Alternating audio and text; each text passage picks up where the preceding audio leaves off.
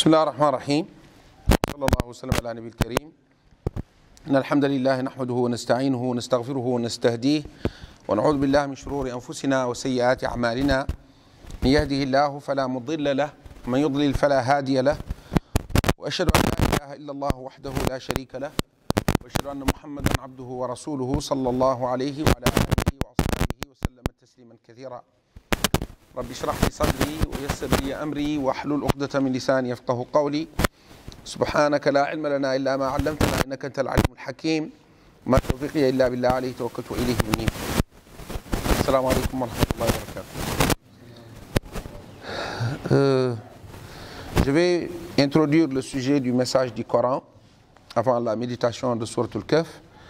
Le cheikh qui devait présenter ce sujet a eu un contretemps de dernière minute. Donc je vais essayer d'introduire seulement le sujet parce que ça demandait à ce que ça prenne tout le temps que ça prendra. Mais à mon avis, c'est important d'introduire par rapport au thème générique de cette nuit pédagogique, à savoir le message du Coran, de dire que le Coran, on peut comprendre son message à travers la méditation elle-même, c'est-à-dire prendre une sourate du Coran. N'importe quelle sourate du Coran peut nous donner un message. Un message. Il y a plusieurs messages dans le Coran. Mais on peut également faire une synthèse du message coranique. En guise d'introduction au message coranique, le message du Coran est fondamentalement spirituel, moral et universel. Donc on peut dire que quand on lit le Coran, tout le Coran, on va voir que le message du Coran est un message spirituel, compte tenu du fait que l'objectif du Coran essentiel, c'est de nous guider vers Dieu, c'est-à-dire de nous faire comprendre qui est Dieu et que Dieu, on doit l'adorer. Et c'est l'aspect spirituel qui aide le plus à cela. Un aspect moral également, c'est-à-dire dans le comportement, le Coran nous enseigne comment se comporter. Et vous savez tous que quand on a posé la question à notre mère Aïcha, quel était le comportement du prophète sallallahu alayhi wa sallam, elle a dit Kana khuluquhu al-Quran. Donc, elle nous a donné une synthèse que tous les savants du monde, s'ils avaient lu tous les livres, ils n'auraient pas pu donner cette synthèse qu'elle a vue du vivant du prophète sallallahu alayhi wa sallam. L'autre aspect, c'est que le message du Coran est un message universel. Universel veut dire, aujourd'hui, que tu sois musulman, africain, ou asiatique, ou européen, ou australien, ou américain, tu vas te retrouver dans le Coran, compte tenu du fait que le message ne s'adresse pas seulement qu'aux Arabes, ni qu'aux Africains, ni qu'aux Européens. Le message, effectivement, du Coran est un message universel. Révélé au prophète Mohammed sallallahu alayhi wa sallam sur une période de 23 années. Donc on sait que le Coran a été révélé au prophète sallallahu alayhi wa sallam les 13 années de la Mecque et ensuite les 10 années de Médine. Il se présente comme la parole divine adressée à l'humanité tout entière. Aujourd'hui, les musulmans peuvent avoir la fierté de dire que nous sommes les seuls à pouvoir prendre notre livre et dire ça c'est la parole de Dieu. On sait aujourd'hui, même les juifs savent que dans leur livre, ceux qui sont sincères parmi eux savent qu'ils ont travesti des choses. Les chrétiens également savent que dans leur Bible, et moi je n'oublie pas une scène, le débat entre Jimmy Swaggart et Ahmed Didat, il lui a dit je te donne $100 si tu lis un passage de la Bible. Il n'y a rien de plus grave comme défi que de te payer pour lire un passage de ton propre livre.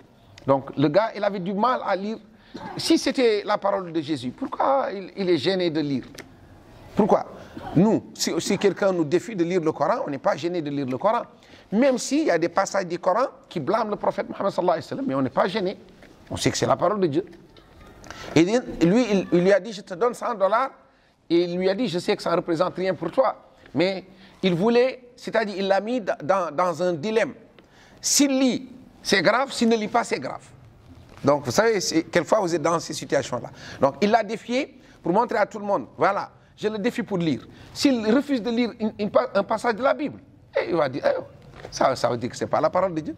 S'il lit également, les gens vont prendre conscience que ça ne peut pas être la parole de Dieu.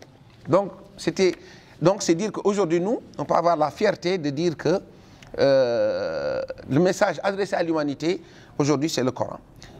Je vais citer rapidement les 7 principaux thèmes qui sont les thèmes du message coranique rapidement.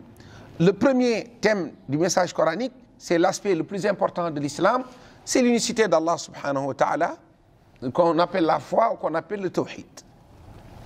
Donc, le Coran affirme l'existence d'un Dieu unique, omniscient, omniprésent, omnipotent et miséricordieux. L'homme est invité à adorer Dieu seul, sans associer, et à rejeter toute forme de polythéisme ou d'idolâtrie. Et ceci est cité en exemple, parmi les versets qui parlent de cela, la sourate 47, verset 19, il n'y a de divinité qu'Allah. Donc, le message essentiel du Coran, c'est l'unicité d'Allah subhanahu wa ta'ala. Et c'est dans ce sens-là qu'on sait que les 13 années de la Mecque, le prophète l'a consacré essentiellement à véhiculer le message de l'unicité de Dieu. Parce que c'est l'essentiel. Et ça nous dit également que ce message n'est pas facile à véhiculer. Parce que 13 années, pour véhiculer ce message-là, c'est plus que la moitié de la prophétie. Mais ça montre que c'est l'essentiel. Donc, le premier message, le premier thème du message, c'est l'unicité de Dieu. Le deuxième, c'est la guidance et la révélation. La guidance et la révélation. Le Coran se présente comme un guide pour les croyants, fournissant des règles, des lois et des orientations morales. Il explique ce qui est bien et ce qui est mal et propose un cheminement spirituel et éthique. L'exemple est cité dans le Coran, dans la sourate 2, verset 2. Allah nous dit, voici le livre au sujet duquel il n'y a aucun doute. C'est un guide pour les pieux. Donc, là également, c'est de dire que le Coran, le message du Coran, c'est notre lumière, c'est notre guide. Aujourd'hui, le musulman, s'il veut voir la voie qu'il doit suivre, eh bien, il doit lire le Coran. S'il veut être bien guidé, il doit lire le Coran. Et on comprend cette guidance à travers la révélation. C'est-à-dire, nous, on sait que Dieu a dit au prophète sallallahu alayhi wa sallam, innaka la tahdi man ahbabta, walakin Allah yahdi man yasha. Donc la guidance, c'est Dieu qui guide. Nous savons que le prophète nous oriente, nous éclaire la voie. Mais en réalité, c'est Dieu qui guide.